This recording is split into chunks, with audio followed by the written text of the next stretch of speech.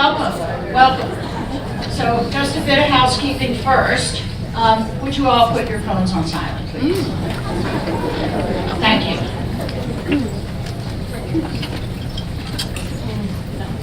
So for those of you whom I have not met, I am PJ Mitchell. I have the honor to serve as president of Board of Governors of the Center Club.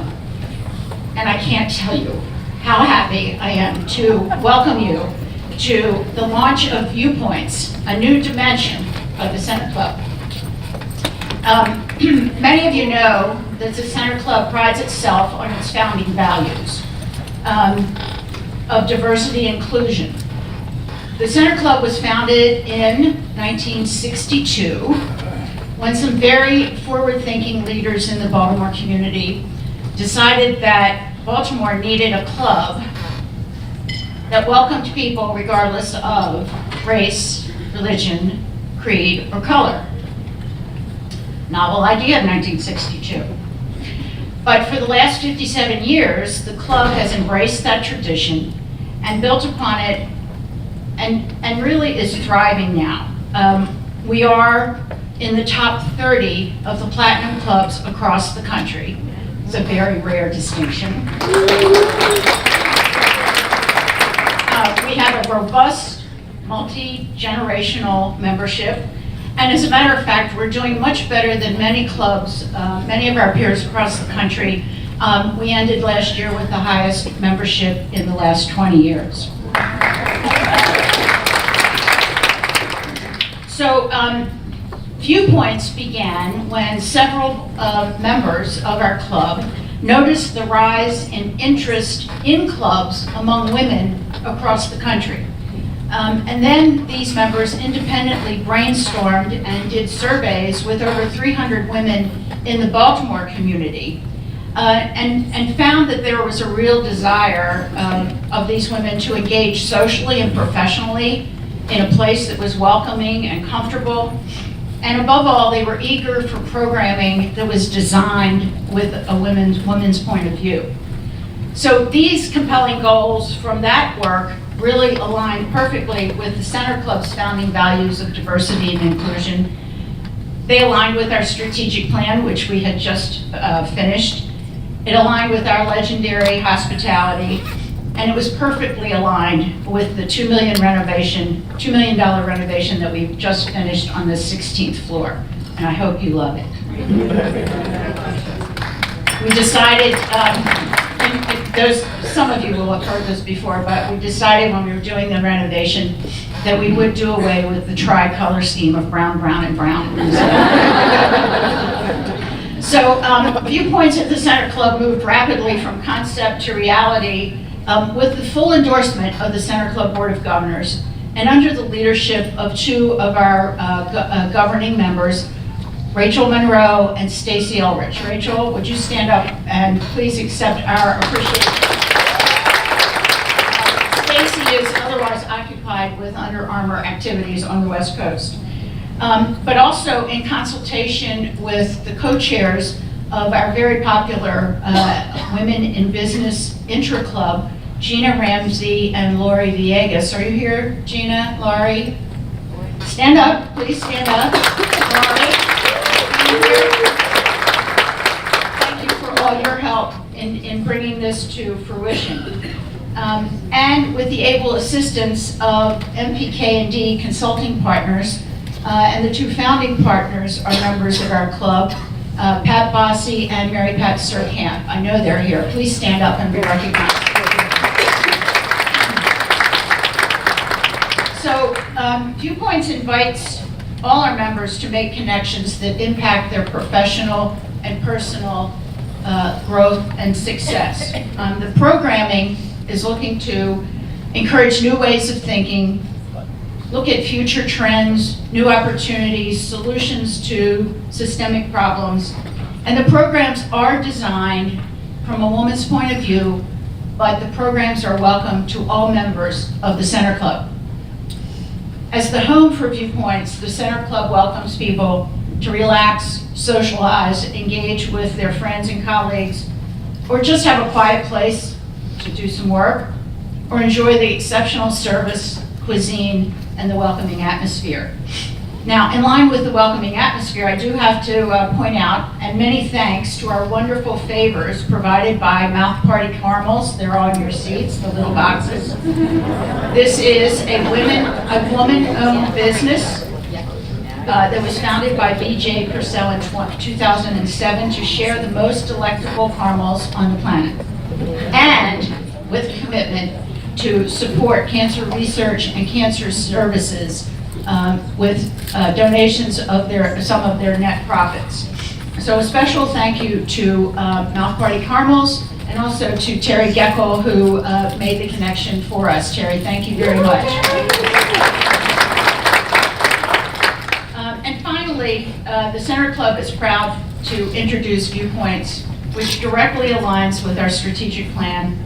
It furthers the Center Club's historic commitment to our community and the interests and needs in the community and to diversity and inclusion, and advances the Center Club's goals to deliver an exceptional club experience, a diverse, multi-generational membership, and provide the premier venue for business and social activity in Baltimore.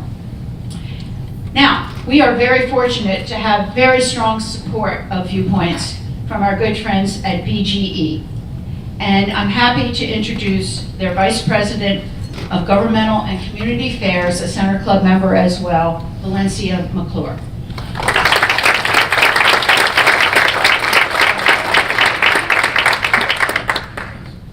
Hey, good evening, everyone. Louder than that. So welcome to Viewpoints at the Center Club. On behalf of myself and several BGE colleagues that are here this evening, we are so excited to support tonight's kickoff with Senator Mikulski. Senator Mikulski is, of course, a national icon, but also a true trailblazer who proved that women rightfully belong alongside men where all decisions are made, whether that's in a club, a boardroom, or the halls of Congress. So thank you, Senator Mikulski, for all that you have done for the state, the country, and women everywhere. We applaud you for that work.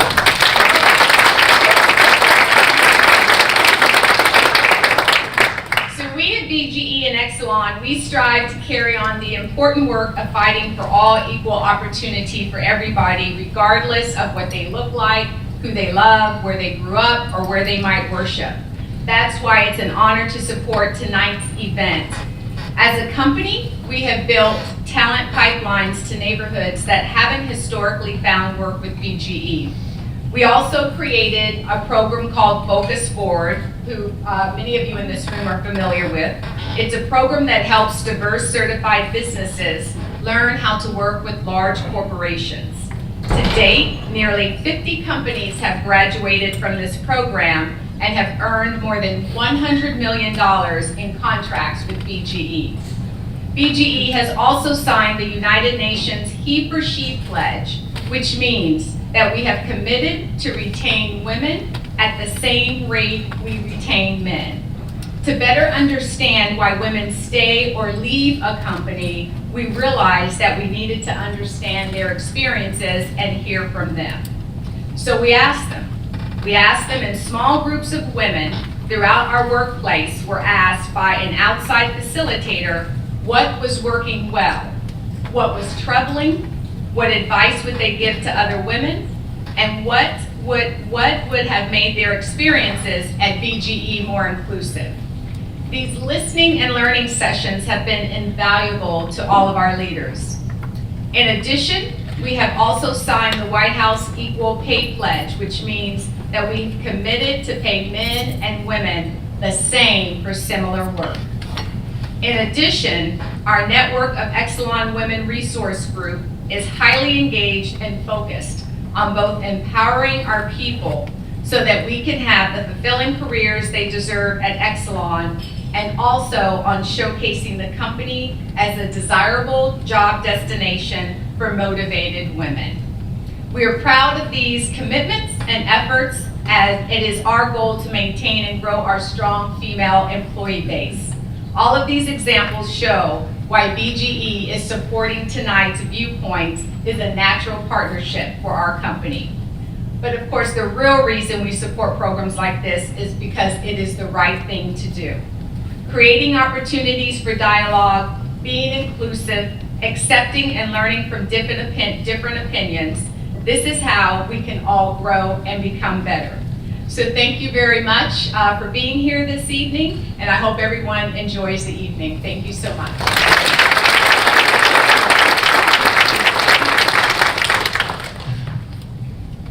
Okay, take a minute and look around. Look at the room that you're sitting in. Look at the faces of the people that you're sitting near and ask yourself, is this what you thought you'd be sitting with in the Center Club in 2019? Just asking. I hope you feel a sense of excitement like I do and a sense of change like I do. And I speak on behalf of myself and Stacy Ulrich of Under Armour, who, as PJ said, is on the West Coast and was unable to be here. I also want to say a few quick thank yous before I have the privilege of introducing Senator Mikulski properly. Everyone who is here from the board of the Center Club, please stand and be recognized for embracing this project.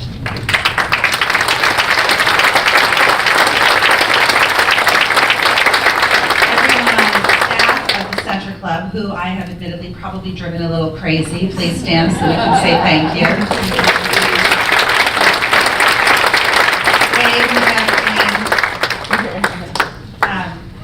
And everyone from BGE who made this partnership wonderful and possible, please stand for a minute so we can thank you.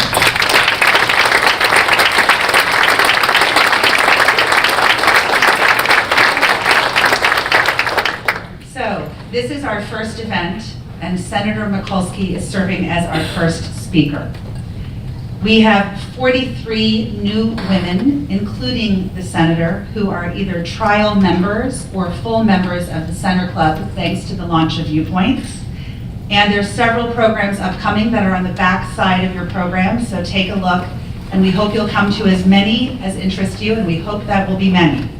I also just want to give a shout out to the gods of weather for having the weather tonight that we have, and not what it was a week ago, where we would be 100 less people. Thank you very much. Today, you will hear about the Senator's leadership journey, stories that she has not usually shared from a podium, and things that I think will make you feel a sense of excitement and also perhaps urgency in the moment in the world today. I met Senator Mikulski in the summer of 1998. She does not remember this, but I do. Senator Mikulski has shattered glass ceilings, glass walls, glass doors, you name it. And the senator understands that those of us who may shatter glass ceilings now sit in glass-walled offices because our every decision is reviewed and judged. Senator Mikulski started the tradition of women senators having dinner together from both sides of the aisle, even when men on both sides of the aisle thought it was not necessary.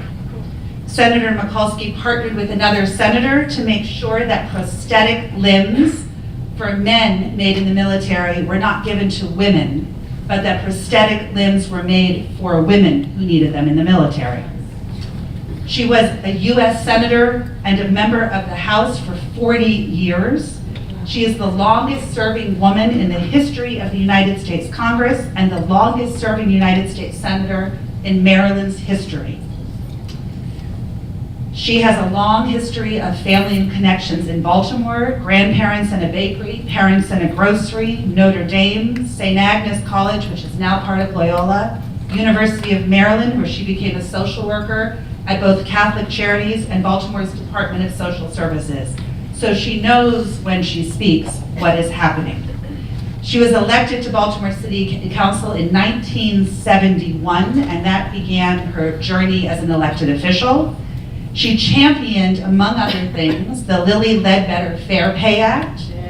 She helped establish the Office of Research on Women's Health at the National Institutes of Health. It had not been there. She worked to expand access to higher education. She made sure the country protected the final resources of the nation's seniors.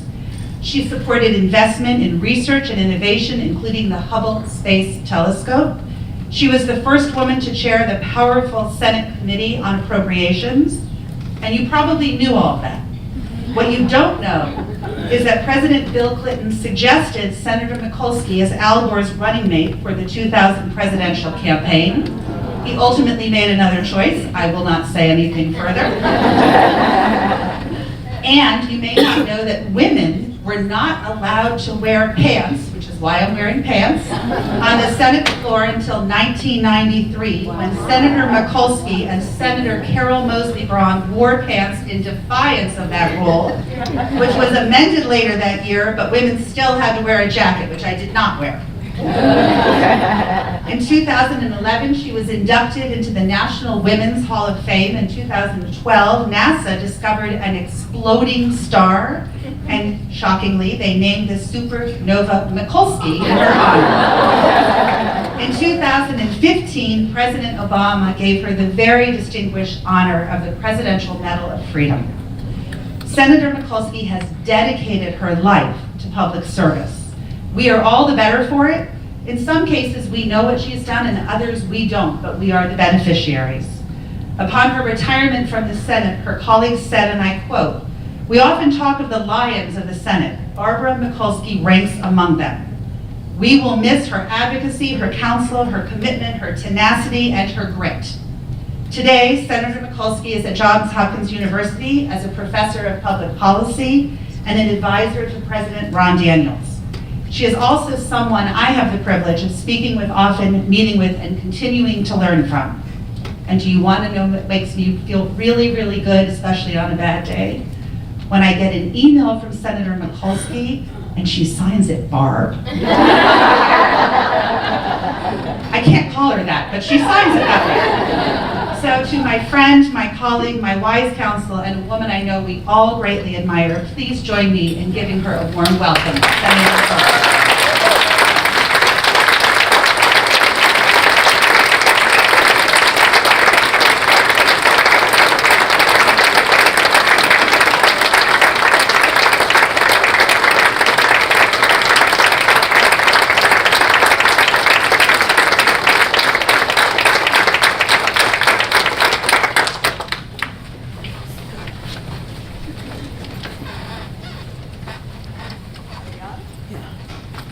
We're on. We're on.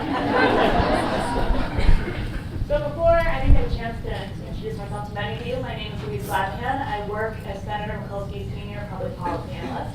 There is no junior. Yeah, I know, we say that, right? Nice to tell you the whole shop over at Hopkins. You only wish. I have to tell you guys, when Senator Mikulski got the invitation to come to this event and this program, which is so wonderful, my background is in gender-based violence. And so often in gender-based violence, we talk about inoculating women against violence, but even empowerment for women. So this is something that is so fantastic and so wonderful, and we're so pleased that all of you are here with us. So without further ado, Senator Mikulski, your first question. Rachel Monroe mentioned that you are now a professor of public policy at the Homewood campus. What have you been up to since leaving the Senate in early 2017? Well, first of all, Louise and everyone, I decided I didn't want to do one of these podium speeches. I wanted to kind of go Obama style. Not quite as chic as Michelle, and not quite as long and lanky as our beloved president. But too often, you know, can be kind of pompous. I'm delighted to be here. I remember the first time I walked into the Center Club, Buddy Zamoski and Ferlin Baldwin invited me. I was in the city council. I'd gotten elected as a protester, and I walked in here with bell bottoms. I was allowed to have lunch with them here because, of course, they were the guys and they were inviting people. But remember when the women once had their own separate dining room because they felt ladies for lunch had no power and all time. Well, now it's all the time and all the power. And but where I am now is I am a professor at Johns Hopkins. And when a few years ago, when I was deciding whether I should run for even another re-election, I said in my statement, it was time to pass the torch to a new generation. And also that I didn't want to worry about the next election, I did want to worry about the next generation. And I'm so pleased to have that opportunity to continue to teach and to do those things. Though I was turning the page, I did not want to write the final chapter. One of the things when you retire is you want to continue to have relationships, but you also want to have relevance. And for me to have the opportunity to continue that to do is great. And being here this evening, I want to thank BG&E for helping underwrite this. It's kind of like I'm trying to kick off. They're lighting up the Center Club, and we want to salute them. When you heard that list of all the pledges that they've taken, what a sense of corporate social responsibility, and I'd like to salute them and all other employers who are doing that, and all other employers to think about doing that. So for me, I'm at Hopkins, and I never thought I'd be where I am. I never thought I'd be at Hopkins. I'm from the generation where they didn't admit girls. But you know, growing up in Baltimore, I grew up in Highlandtown in East Baltimore. My dad had a small grocery store. Grandmother had a bakery over by Patterson Park. The best Polish donuts in the world, outside even 20 years ago. And, but taking a quote from my very good friend, former chief of staff and campaign manager, and our ambassador, Ambassador Wendy Sherman. She's written a book called Not for the Faint of Heart about lessons in courage, power, and persistence. And what she talks about is leading the unexpected life. And for all of you here, and one of the things I wanted to do is dispel myths about it. Somehow the whole thing is, you gotta have your ticket punched. You've gotta go to the right daycare center so you can get into the right preschool so you can do that. You don't know what lies ahead. And my whole point in talking about this is that each step led to another step. Growing up with my mom and dad, I learned about honesty and integrity in business. My father wanted to be known as an honest man, and he was, God rest his soul. Also, what we wanted to note was every morning when Dad opened the store, it was, "Good morning, can I help you?"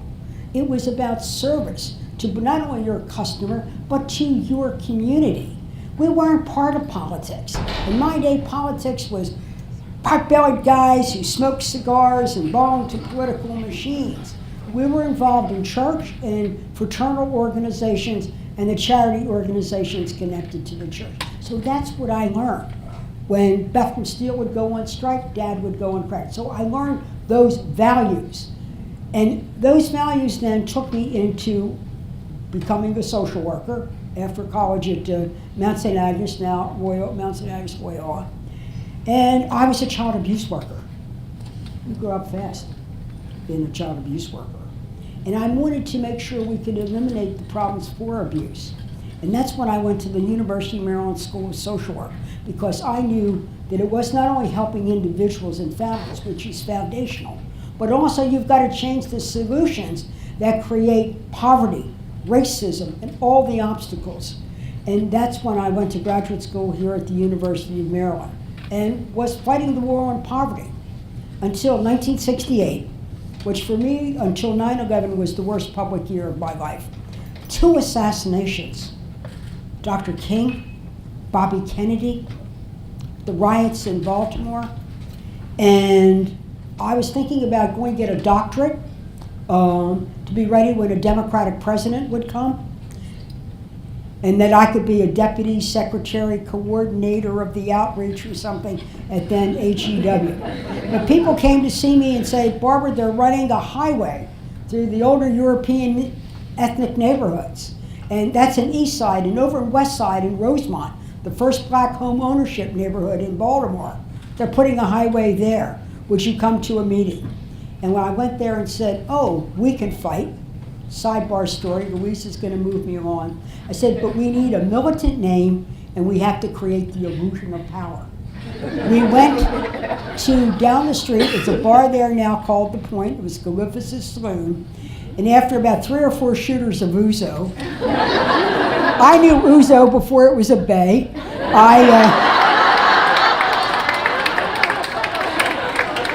We came up with the name called SCAR, Southeast Council Against the Road. Well, the rest is history. We fought the highway, and fighting the highway, no one would listen. And this is a very important lesson for any of you in politics and so on, or in corporate leadership, the listening and learning tours of the executive leadership. Listen to the people. And because they were dismissed, we formed a large organization. I ran for city council and challenged the machine. Now, Nancy Pelosi and I went to the same girls' Catholic high school.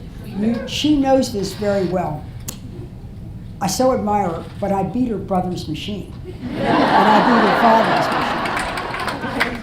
Kind of like IND beating Mercy in basketball. Oh, that was Friday night. But that took me to the city council, and then we'll come back and talk about those issues there and fighting the highway.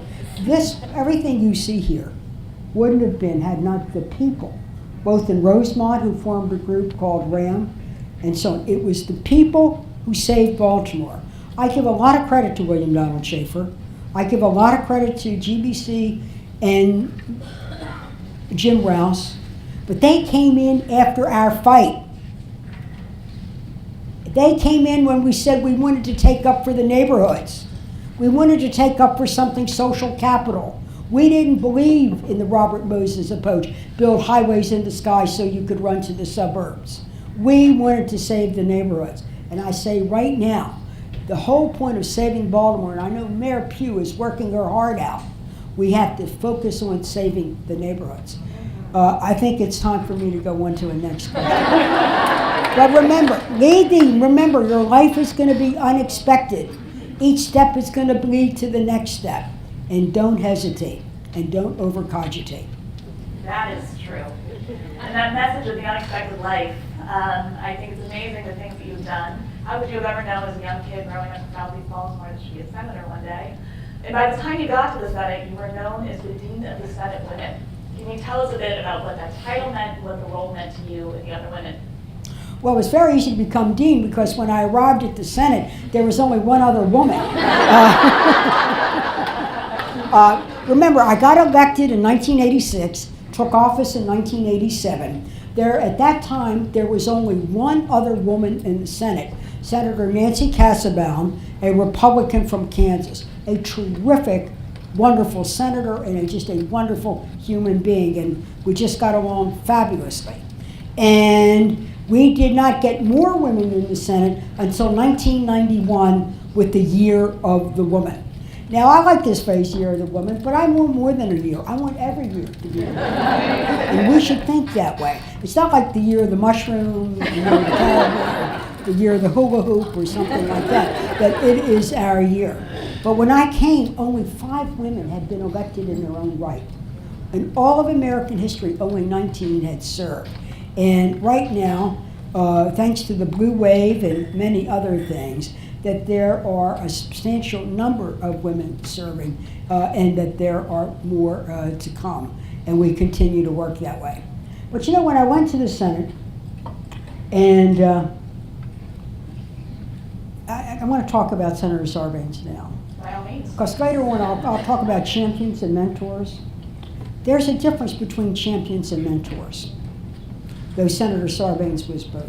I will be eternally grateful to Senator Sarbanes and the way he was my champion.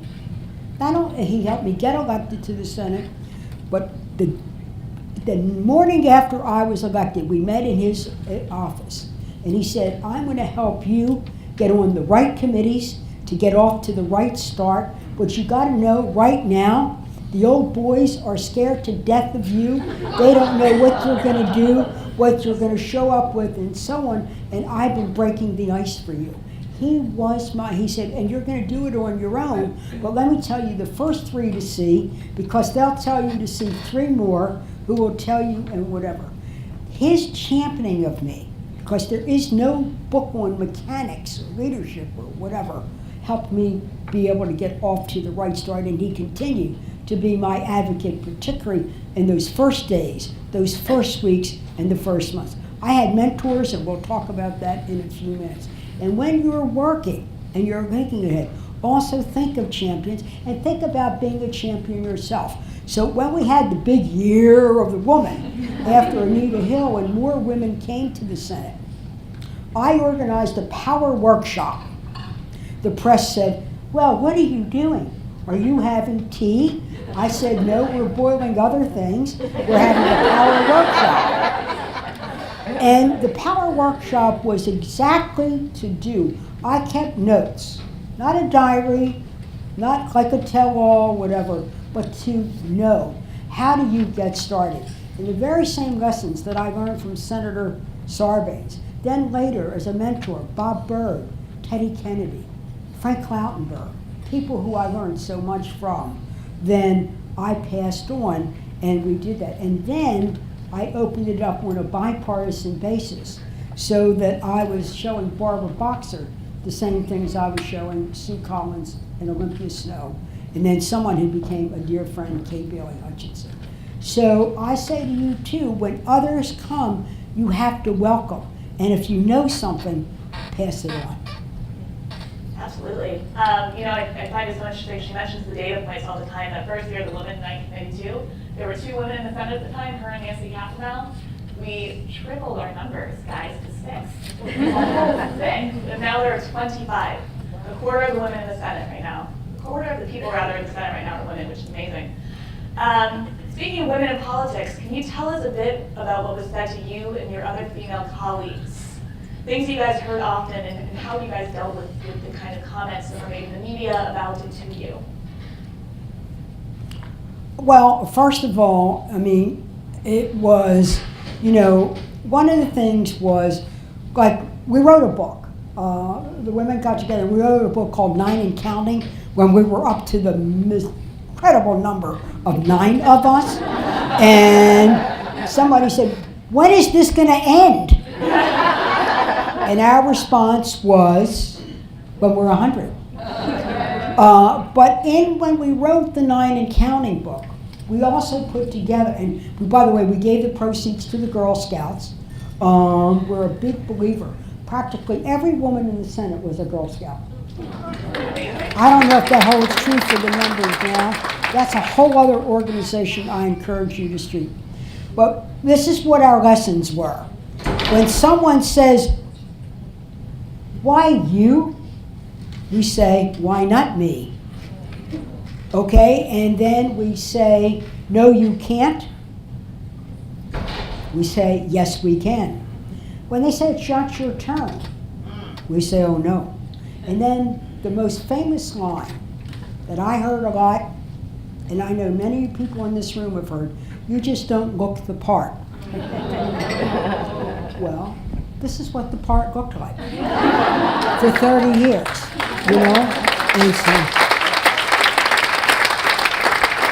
but one of our most famous lines was, and you'll hear us say it a lot, because some of my colleagues like Barbara Boxer are getting ready to do a documentary, which is, don't get mad, get elected. And on a humorous, but not so humorous because it has already affected history.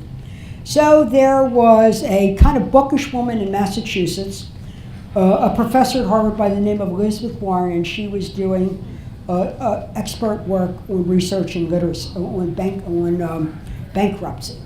And at one of our Democratic retreats, Senator Kennedy brought then Professor Warren to come and talk because families were going bankrupt, not because they were eating out too much or buying overly expensive cars, but because of unexpected medical emergencies or caps on the insurance they had, or a special needs child that was excluded because of a previous existing, and they were going bankrupt because of that. Well, flash forward, President Obama becomes president. He sets up the Consumer Protection Agency. He brings Professor Warren to Washington to head it up. She launches it. She's doing a great job, but she has to be confirmed. So we reached a point where we could not. We lost control of the Senate. The Republicans were in charge, and we needed a 60-vote filibuster to overcome a 60-vote filibuster. So we knew we couldn't get Professor Elizabeth confirmed. So on talking with Harry Reid and Chuck Schumer, Senator Kennedy had passed away. There was going to be an election. It was, why not Elizabeth? So it's in Elizabeth Warren's book. I ask you to read this chapter. So I called her. They said, you call her. Not because of that, but they said, broach it. What is it that you all say all the time? I said, which part? They said, don't get mad. I said, get elected. So I called Elizabeth Warren and said, we'd like to have you here. Would you consider running in the Massachusetts primary and the general? Well, this was not her career, that she thought she was more the executive branch and so on. So I said, you know, we'll help you, Massachusetts will help you. And I said, we have a saying here. We have these dinners. Whether you're a Republican or a Democrat among the women, whenever we're pushed around, we always say, don't get mad, get elected, or get re-elected. Well, of course, Professor Warren pondered this. She ran in Massachusetts. She won her first term. She's won her second term, and now the rest is history. So remember, the person you make mad today and you say it's not your turn could run against you in your office. But really, we just refuse to be victims. Do not adopt the victim mentality. Claim your power. You have power. You have to be able to stand up and say what you have, who you are, what you have to offer, and claim the power of your role. And I think you're going to see a lot of change when we do that. I watch it all of the time among women. A job is posted. A man says, who do I know in the organization that could help me out here? A woman sees the posting and says, gee, I wonder if I'm qualified. Of course, qualifications and credentials are threshold. We're not any intellectual here, but we don't claim our power and then seek out working with others to build that power. You know, it's funny, you mentioned Elizabeth Warren thought she was better suited for the executive. That may well prove true. Well, she turned out to be pretty good when she came with us. Pretty good. Switching gears a little bit, I know that you talked a lot about women and women's empowerment and women specifically. You are always so good about reminding us, though, that men of quality always support women when they seek equality. And you have credited many of the men you mentioned, Senator Sarbanes earlier, as one of your champions, is really helping you be successful in the Senate. You mentioned the difference between mentors and champions. I wonder if you could tell us a bit more about the difference and what it means to you and what it can mean for everyone here as they move forward in their careers. About what? The Mentors mentors? and champions, the difference. Well, first of all, the champion is what I said. The person who knows the organization, gives you opportunities and suggestions, and even kind of is a bit of an icebreaker or whatever alongside of you. And that relationship develops. The mentors were really the people who taught me things. And I mentioned their names. Some are very famous. Senator Kennedy, of course you learn. Now we all know, healthcare was his major policy initiative, but he was also a whiz in the mechanics of the Senate and what he taught me there. Senator Bob Byrd was the leader in the Senate, and when the day I was going to offer my very first amendment, which is a big deal in the life when you're actually going to go on the floor and offer an amendment. And the Senate has so many rules. They can go back to 1861. And Senator Byrd not only knew that, but he knew about 1858. And I went to Senator Byrd to say, how can I advance my amendment? Where can I be tackled by a rule or whatever? Not on substance, but on mechanics. And he gave me advice and did all of those things. And then the day that I offered my amendment, I was there, I was girded for battle, ready to go. But I noticed that sitting over in his favorite chair was Senator Byrd. Senator Byrd had my back. He knew that if I got in a jackpot, he would quietly tell me. I always say that because that's it. The other thing is, don't be afraid to ask to learn. It is not a sign of weakness. It is a sign.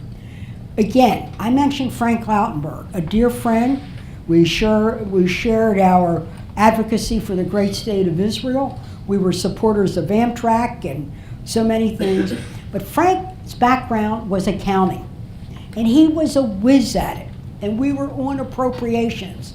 And I said, Frank, the federal budget is a lot more difficult than the city council budget by like $1 trillion. And I noticed the way you read tables. I read narratives. I'm okay with tables. And I sat next to Frank by seniority and then by sitting next to him. And then for the next 3 to 6 months, as we went through those early hearings on the budget, I would sit there and ask, and Frank would say, "Do you see what this table means?" I said, "No, what?" And he says, "Section 8 formula, they're going to lose out. Baltimore will be hurt by this, and it'll help whatever." Lautenberg showed me how to almost douse the budget. His wonderful skills, which he so shared. He was happy to talk to me. Those little numbers and charts and so on. My whole point is, I was a better senator because of what Frank Lautenberg taught me. It's so many things. And that was just one example. People are willing to teach, and don't be afraid to ask. It is not a sign of weakness or the loss of power. And you form a new ally, because allies are important. You know, you never know where you're going to get allies. I'm in the Senate. New women are coming. I'd like to talk about Kay here. Oh, great. Senator Kay Bailey Hutchinson.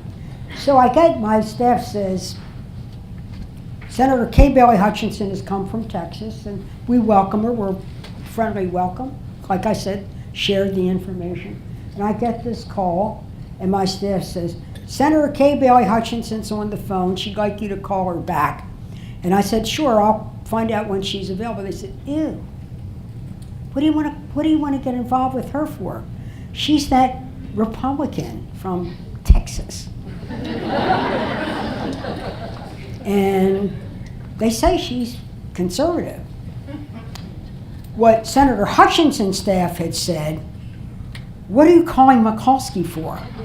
She's that mouthy, liberal, feisty senator from Maryland. You know, she and Boxer and all, they're like duos. What do you want to get involved with them for? Senator Hutchinson said, Senator Mikulski's the senior woman, and this was about an issue on the empowerment of women. So I called Senator Hutchinson back. She said, I've got an idea I think you might be interested in. Can I come and talk to you? Yes. The issue was this. Back in the day when Senator Hutchinson first came, on your personal IRA, not your corporate, but your personal IRA, if you worked in the marketplace, you could give one contribution. If you worked in the home, you gave half. You had a ceiling on what you could contribute. Now we're talking about your money, nobody subsidizing, you're saving for yourself. I said, this is outrageous. I wasn't aware of it. She says, what do you want to do? I said, I'd like to know more, and we went to work on it. As we proceeded, we decided to go out to dinner. Talk about the substance, talk about strategy. I was a co-sponsor. People were joking about us. We were the Democratic odd couple. There we were, and so on. Well, we had such a good time because we not only talked about the legislation, we talked about each other. We talked about what she faced in Texas. She had a law degree. She couldn't get a job in law, all the obstacles she ran into, some of mine. And we said we had such a good time. We never take the time to get to know each other. Let's have dinner and invite the other women. Now remember, there were 9 or less of us. They came. We had 3 rules: no staff, no leaks, no memos. But also, when they came, we had to talk about what we would work on. Well, we couldn't agree. Some of us were pro-choice, some of us weren't. Some of us were for the balanced budget amendment, not me. Some of us were for term limits, a variety of things. It ran the gamut. But we agreed on two things. What we all agreed upon was that there needed to be more money for biomedical research at NIH on the gender-specific illnesses, particularly breast cancer. And the other thing we decided, because politics was getting very prickly, was that we would be a zone of civility. We would be a zone of civility among ourselves. That when we would debate, because we didn't always agree, we wouldn't demonize. We would come to the floor with intellectual rigor, robust debate, vigorous exchanges, but when it was over, it would be over, and we would pick up and try to find another issue for common ground. That's what we agreed upon. More money for biomedical research, and that we agreed on subsequently a lot more things, but we never forgot, never ever forgot the zone of civility. And then they're still having those dinners 25 years later.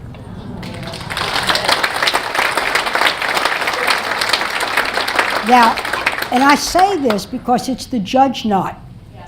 We're in a tough world here, a tumultuous world. If Senator Hutchinson had called me, I don't know if I would have called her. I would have, of course, been courteous and helpful or whatever she might have asked me. But she deliberately reached out. And when I asked her, I said, why don't you call me? She said, you're the senior woman, you have power, you have clout, and you can get me Democratic votes if you come in. Well, that's pretty strategic thinking. That's damn good. I said, right.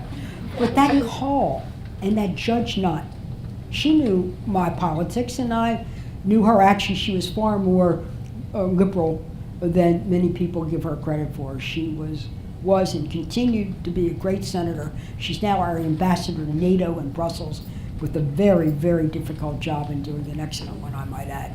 But we're lifetime friends.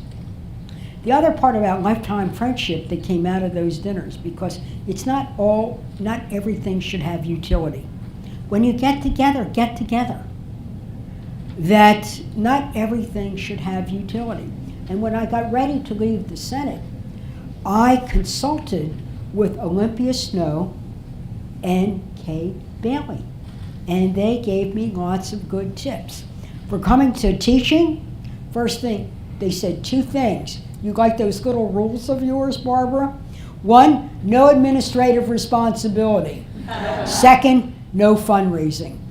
So I got those down.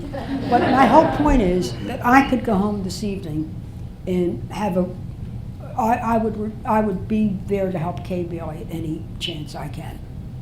And ironically, at age 50, Kay Bailey adopted 2 children. And guess what? The women of the Senate threw her a shower. We threw her a shower the way you all throw showers. Only this was at Hillary Rodham Clinton's house. What? As one does. But we had great food, real gifts, gag gifts, and so on. We were so happy for her. And we were having a marvelous time.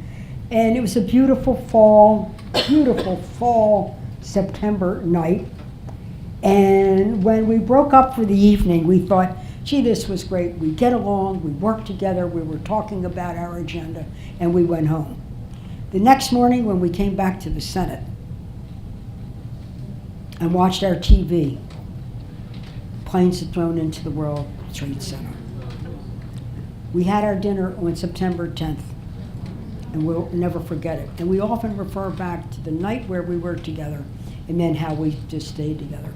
But that's what friendships is, that's what allies are. And I say to you in the workplace, have friends, have allies.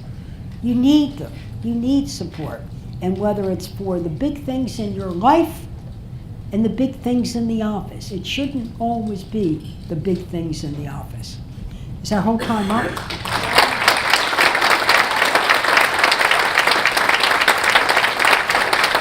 I know you're wrapping it up, so I'm going to just say this. So I want you to really look at Wendy Sherman's book. If if you want to read one book about power, you want to read Wendy Sherman's book, and it's called, now Wendy Sherman grew up in Baltimore, and in her book she talks about the values she learned from her mother and father. They were in real estate, risk they took to support fair housing, and so on. Her book is called Not for the Faint of Heart.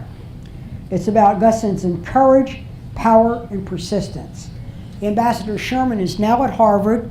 Gergen has retired, David Gergen has retired, and she's now going to be running that center on public diplomacy up there. And in her book, she talks about power, I think, in a very eloquent way. And I want to just say this, you have to show up, but you also have to speak up. Claim your power, who you are, what you are, and what you have to offer. The other is claim the power of your role. In her book, she talks about where she was learning all these things. And she was working for Madeleine Albright. And she said, Madeleine, how do you do this? You go and there you are, diplomacy, and you have such fortitude and backbone and so on. And Madeleine said to Wendy, Secretary Albright said to Wendy, you know, when I'm sitting there, I'm not Madeleine. I'm the United States of America. And I have power. And I claim it. And I claim it not for me. I claim it for our country and the good of our country. And wherever you are, though, you have the power of your role. Whatever role that you have, that role has some power to it. Claim it and do it. And I'm going to end by saying, may the force be with us.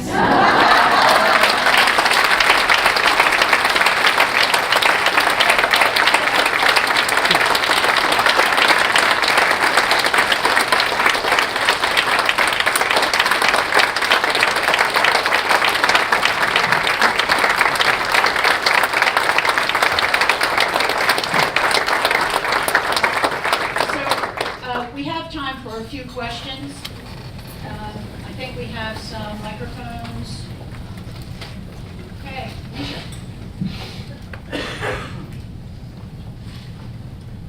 This is tall. Hi, yes, we've been. I need that hairstyle, Lisa. You can have it. I think you'd look wonderful in it. I think I would. So, Senator Mikulski, I am from Texas and came to Baltimore after graduating from Merge, thinking that I wanted to get into politics. And one of the reasons why I decided that it might not be for me was because I felt like you always have to give up a part of yourself. Even if I always give the example, if you're trying to save 10 zillion people, and you may have to give up something to save 10 zillion people. But in my work in Baltimore, I've been able to be around you for the past 7 years, working for the mayor and the police department. And I've always wondered, because it seems like you've been the same from the beginning to now. And you've talked about that a little bit, because I think the folks breaking the ice for you, but just how have you been able to continue to be, I can't call you Barb either, but You can call me Barb. but everything that was implanted in you for 40 years, through it all, it seems like you've just been able to stay who you are and not give up pieces of yourself. And I've always just wanted to know how you've been able to do that. Well, thank you for the compliment, and I'm pleased you see me that way, and I appreciate that. I had a great blessing in terms of being able to live in Baltimore and commute every day. I never moved to Washington. So by commuting every day, you know, you got to come back home. And also my friends, well, first of all, you could stay closer to your family. And also my friends of a lifetime, from my school chums from Notre Dame to people who helped me along the way, those early road fighters, all of that is in addition to your family. And I think being able to stay close to the roots and being part of where you've, not only where you've come from, but where you still are. It's not like I came from and left, I'm still was. And I think that was a tremendous help. But the power of also, I cannot underestimate, the power of family and friendship. And when I say friendship, it could be faith-based organizations, etc. And the power of family to always remember who you are. I have 2 great sisters, wonderful brother-in-laws. And my brother-in-laws joke and say, you know, when we married your sisters, we knew it was going to be for better and for worse. We didn't know it was going to be for lawn signs and bumper stickers. We didn't know about that part. But really, to be able to have that and the support of that. And that it reminds you who you are. You know, you go into Jimmy's for coffee just about every morning before you leave. The fact that I didn't have to go home and plan these long trips. I did a lot of spontaneous constituency contacts. One of the things I did was we always had votes at 5:30, but I would do Mondays in Maryland. One of my favorite things was diner tours. So what's a diner tour? Picking a geographic area and then just going in and out of real diners or diners by proxy, like a McDonald's or I'm not quite a Burger King gal, but anyway. And after I ordered or would have something to go table to table, people wanted to talk to me, fine. If they'd say they were too busy or they didn't particularly care for me, fine. But often I'd say, hi, I'm coming through. Is there anything you want to tell me, be aware of, or can I, using the words of my dear father, is there anything I can do to help you? Well, you keep listening to the stories of the lives of people. The stories of the lives of the people. Say, well, I'm okay, but I am having a tough time. I hope you would do something about those damn prescription drug co-payments. First it was affording drugs at all. Now many have prescription drug benefits. Now we're into the co-pays. Or the special needs store. It really, we had a saying in my office, the best ideas always came from the people. But that's how you did it. You're constantly around the people about, you know, that were who you are. I also think something that little known fact about her in her office, she did what was known as Baltimore Roots Tour. So anyone who came to work for her would tour around Baltimore, the places she's from, so you would get to know who she is, what she's connected to in Baltimore, the history, and get to know Baltimore as well. That is who she is. I mean, what you've seen, this is her. She is. And that's, I think, an incredible thing, too. No, we would take you down past where the bakery is now, and now it's residential. You know, past the bakery, we would go down Bruin, show them the path of the expressway, and where the Gold Coast is now. They said we were the other side of the tracks, indispensable. Haven't a lot of people heard that here? And so on. And my big regret is that we could not have helped West Side more. You know, they didn't have the waterfront, et cetera, and we're not giving up on that. Another question. So I didn't mean to go on so long, but I thought you might find it interesting. And there's somebody over there. Senator, it's such an honor and I guess a testament to the fact that your name was mentioned as the first speaker for the Viewpoints, and they practically had to shut down the registration with over 200 registrants because everybody just loves, respects, and admires your life of dedication. So today we learned maybe a little bit more for some of us, you know, social worker, local legislator, federal legislator, now a professor, teacher. What is the next version 5.0 or 50.0 or whatever .0? Well, I'll go back to the unexpected life. I mean, I never thought I would be a professor. I certainly never thought I'd be a Hopkins professor. And also what I like about how I'm living now is I have far less mandates on me. You talked about the giving up part of yourself. You do. And one of the things you give up is not only privacy, that's a part of that, but also time.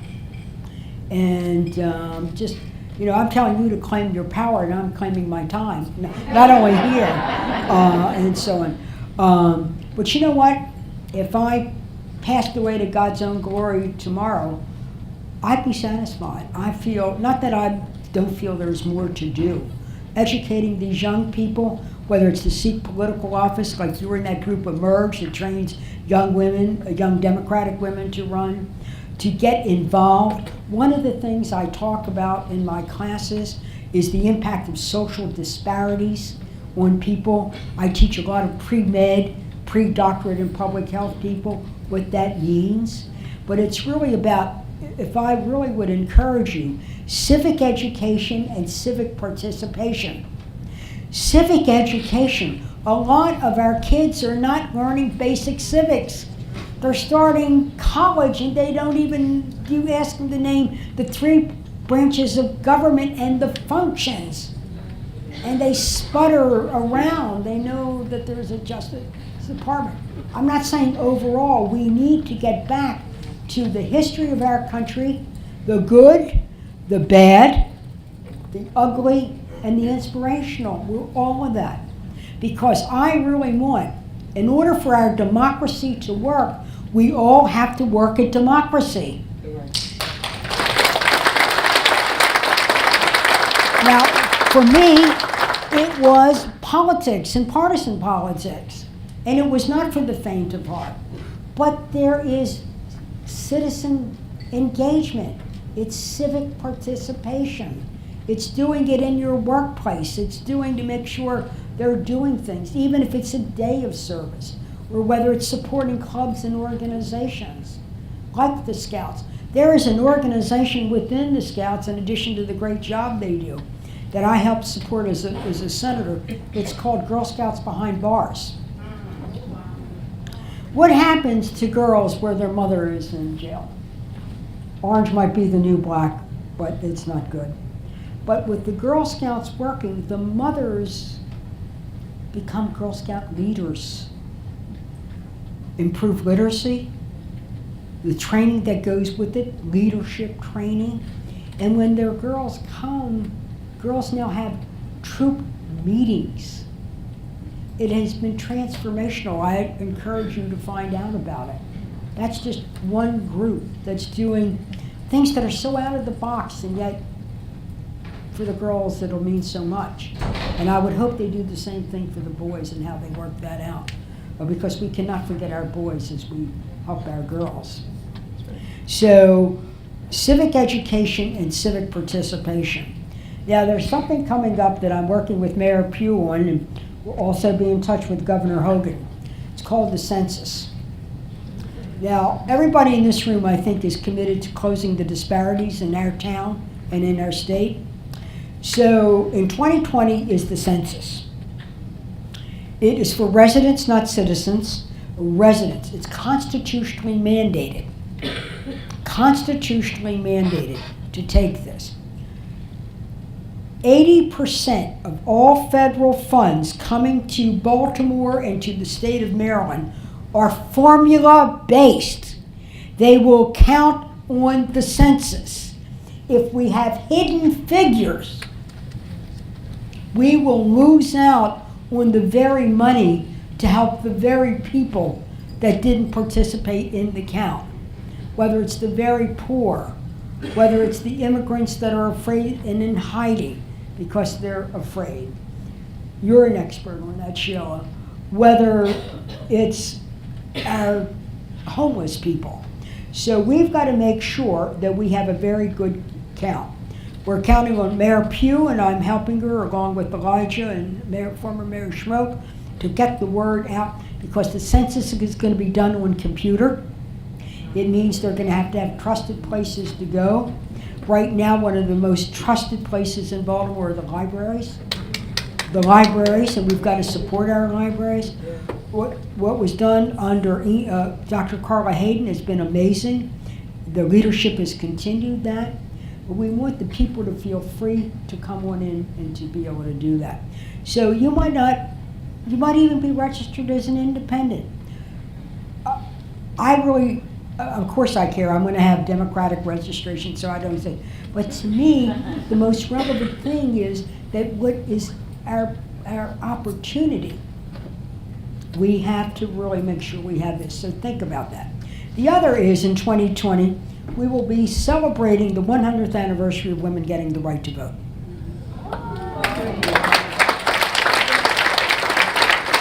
It wasn't easy, and there were parts of it that were very ugly. There was the disenfranchisement of women of color along the road, and we have to own the whole narrative and tell the whole narrative and make sure there's no ever reoccurrence of that narrative, like in voter suppression that you talked about, Louise. So we have to commemorate the centennial. There'll be a national effort. It's been slowed down because of the shutdown. And by the way, I know you all want to get home to hear the State of the Union. But for me, a way to commemorate that, because it's not only to look back with nostalgia, we have to remember the past, but we have to reflect on what it meant, and we have to talk about what it means now in the future to young people. And to me, one of the ways of doing this would be a massive voter registration campaign. We have to say in the census, everybody counts and everybody should be counted, but then as we go into 2020, to have a massive national voter registration campaign and effort, and to be part of that. And again, whatever you register as, fine, but I'll come back to it.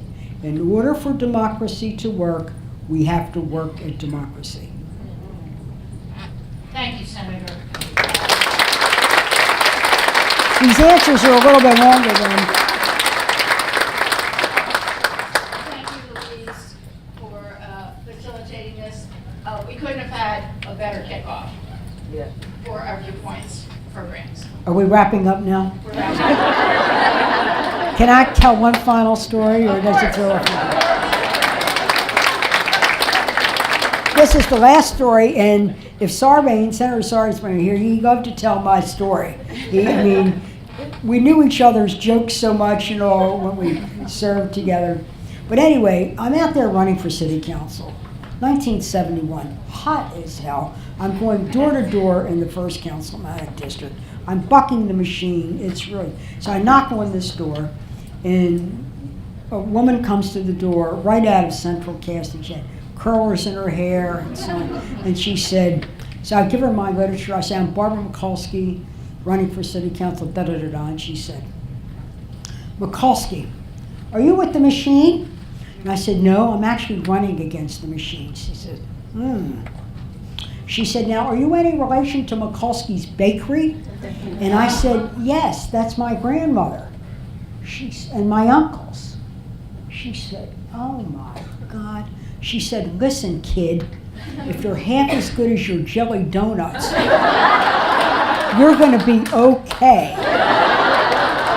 I laughed so hard, I came back, said to my team, this is what they said, and I want you to know, in the 40 plus years in politics, I've tried to be as half as good as grandmother's donuts, but I was never, ever as sweet as she or her donuts.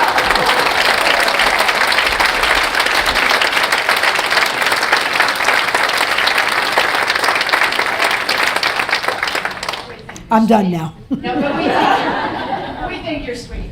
So, Louise, Senator, we thank you so much for being here. We have a little token of our appreciation, which we hope you enjoy and look fondly on from the Center Club. It's very chic. Thank all of you for coming. I know some of you are going to stay for dinner. Please continue to enjoy the reception for a while.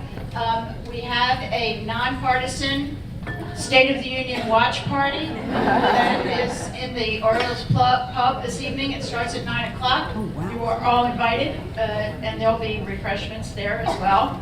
And so we hope to see you all at our next Viewpoints event. Thank you.